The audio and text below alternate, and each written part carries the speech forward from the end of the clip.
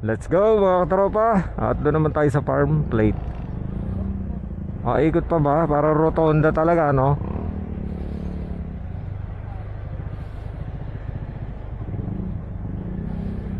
Exit.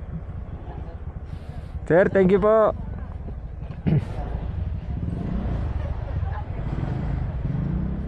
Mula dito sa Cagsawa Ruin ay bumiyahe kami ng halos kalahating oras upang marating ang pasyalan na kung tawagin ay farm plate. At ito ang huli naming pinuntahan nung unang araw namin dito sa Albay. Ito na yata, malapit na. Ito na yung, baka ito na yung farm plate. Baka ngayon lang tayo nakarating dito eh. Pero malapit na pare, yung 1 minute na lang eh. Baka yun yung farm plate, yung kahabaan na yan. 95 entrance. 95. Dito sa farm plate ay 95 pesos ang entrance ng bawat adult at 75 pesos naman ang mga kids na below 12 years old. Sa entrance na yon ay included na ang farm access, use of picnic mats, bird feeding, use of playground, use of restroom, bonfire tuwing 6 p.m. hanggang 7 p.m., free parking and live music from 6 p.m. to 9 p.m. Let's go. We are here to be happy. Okay lang yun, pwede mo naman lagyan ng voice over, di ba? Wow, ang ganda naman pala eh, oh. Sa gabi. The Little Chapel of Farm Plate. Aba, oh, may mga chapel pala dito. Liga ma, picture kita dito, dali. Okay. 1, 2, 3. Okay, let's go, let's go. Tara, gagala-gala muna kami ha. Dito ay may magandang background ng Mount Mayon kapag araw kayo pumunta. Ngunit mas pinili namin na gabi na lang pumunta dahil maganda rin naman ito sa gabi. Marami itong ilaw na nakabibighani sa mga mata, gaya ng nakikita nyo ngayon. Nang? Oh, ito. Oh, dito. Tayo ka dyan. Okay, upo dyan. Oh. Tayo. Tapos, upo. Okay, 1, 2, 3. 1, 2, 3. Okay, let's go.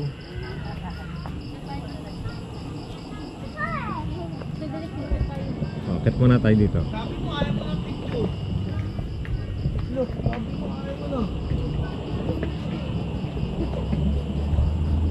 Sounds, makaka-copyright tayo dyan.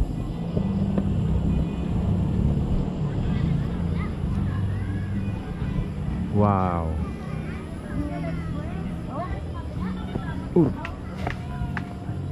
Butterfly. Butterfly lagi.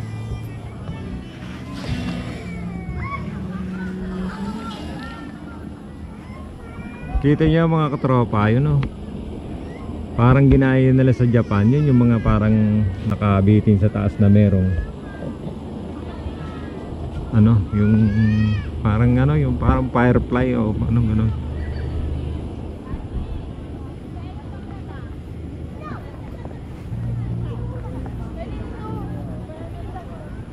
Ganda oh. Kaya gusto ko dito pagkagabi. Yung mga ilaw-ilaw.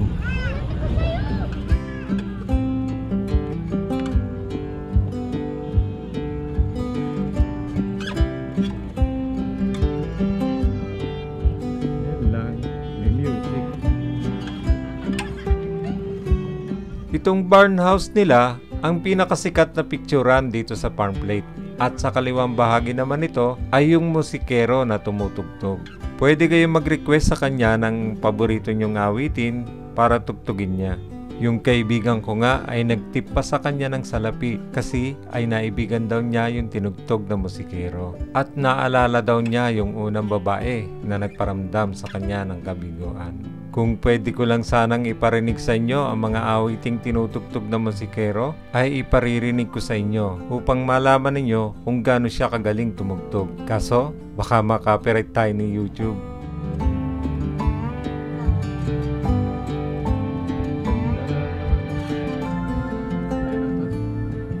Ayun, ang ganda.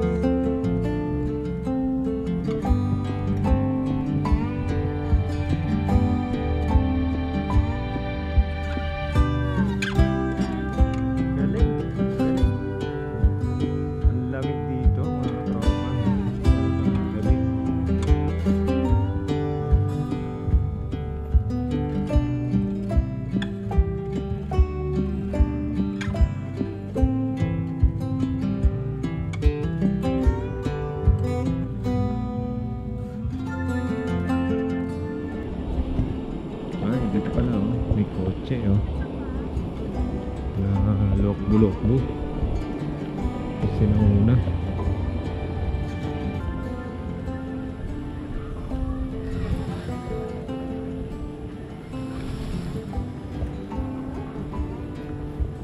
Tapos may mga tangkong. Aba, ang ganda barn. Yan, upo ka doon. Upo ka doon Tulad ng nakikita nyo, maraming place dito na magandang pagpicturan. Malawak ang place para sa mga activities na gusto ninyo, lalong-lalo na sa mga bata na mahilig maglaro. Meron din ditong camping area sa may dulo. Hindi ko na lang tinanong kung magkano ang camping fees dito dahil hindi naman kami magka-camping. At isa pa, mahirap matulog sa campsite. Campsite pala, ito campsite. Campsite pala to, pare. Yung dulo. Ito Malawak pa. transient. Ano ba tayo dyan? So ito pala yung campsite. Oo nga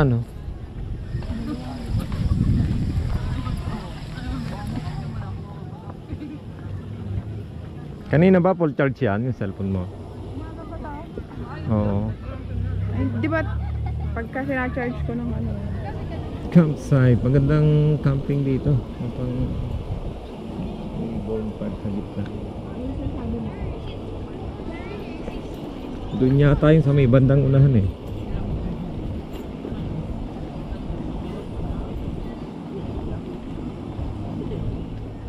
Pet friendly rin para rito. May mga aso.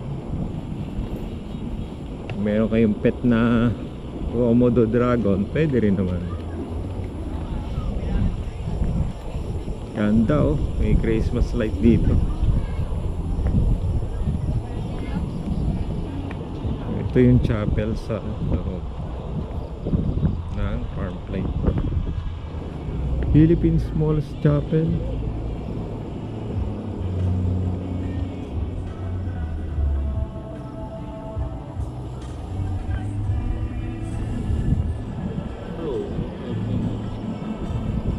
Sir, pwede pasok. Salamat po. Dito sa farm plate ay may maliit na chapel para sa mga gustong magsimba. Meron din ditong kulungan ng mga kalapati at meron ding libingan ng mga pets.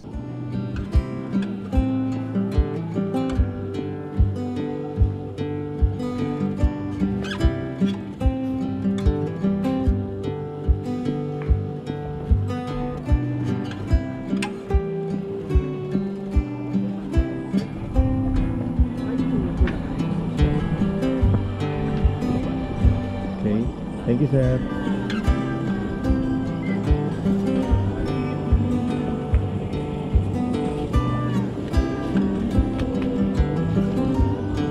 Ano yung mga libingan? Punta tayo doon. Parang libingan, May hukay pa. Ayan, hukay.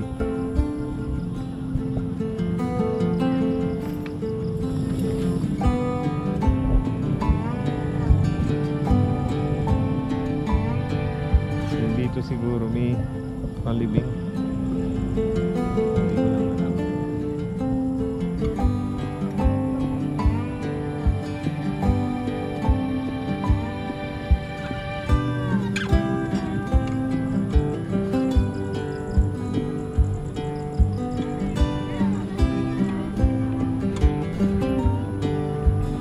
libingan.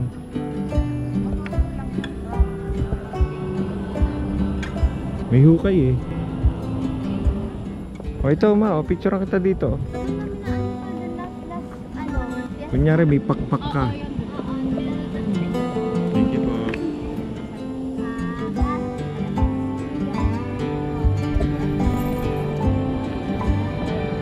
Dito tayo, dito yata yung hindi pa natin.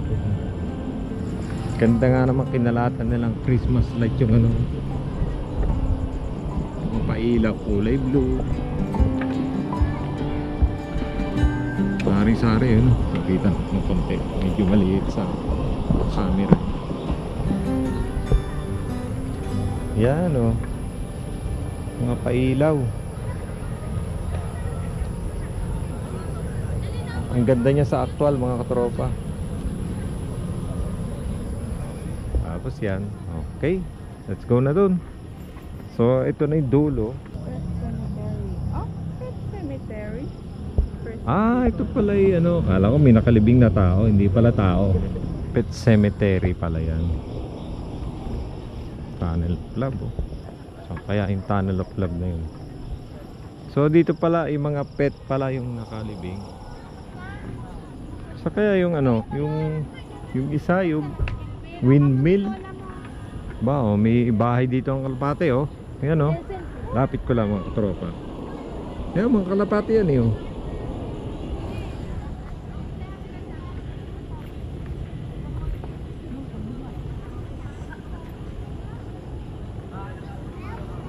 Parang wala dito yun. Parang doon ko lang nakita sa ano yun, yung sa Batangas. Yung sa video. Parang wala nga dito yun. Pero punta tayo doon sa may ano, sa mga kainan.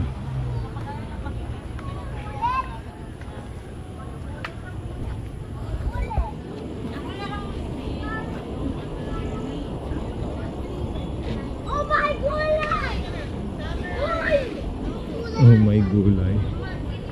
Marami din ditong mga kainan na pwede ninyong pamilian sa kaliwang bahagi ng resort. Pero mag-prepare kayo ng budget sa pagkain kasi ay may kamahalan ng kaunti ang mga pagkain dito. Sige na. Baka makalimutan mo. Wala na tayong bala. Hey, Sir Joseph. May buko na tabi, Loy. Gempo with rice.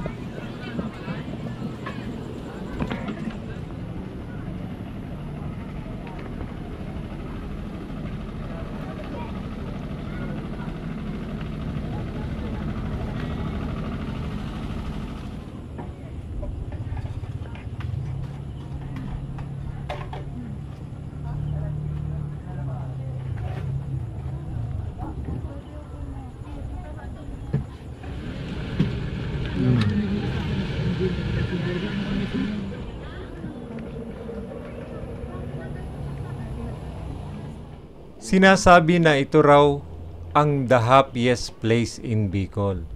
Pero para sa akin, lahat ng pasyalan dito sa Bicol ay happiest place. Malapit mo na akong piso. Ang laki ng lamesa eh oh. Akala mo eh, piyestahan na ano yun. Laki. Ganda nga yan pag maraming magkakasama. Parang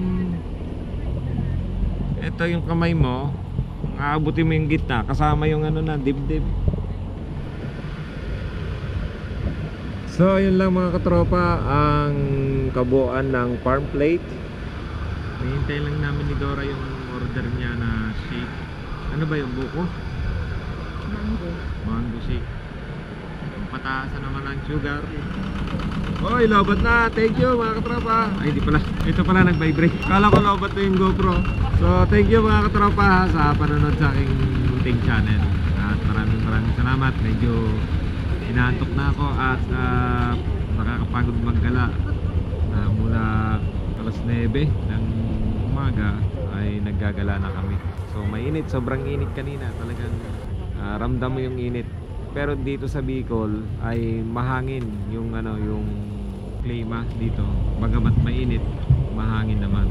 Sa amin naman sa Los Baños talagang minsan may hangin pero mas malimit yung walang hangin, tapos yung heat index ay umaabot ng 50. Dito hindi ko alam kung ang heat index dito ay umaabot ng gano'n, pero yung klima kasi dito is mahangin, tapos may lamig pa rin yung hangin na ibinubuga ng ng region ng Bicol. So yun lang mga katropa ha, at maraming salamat ulit.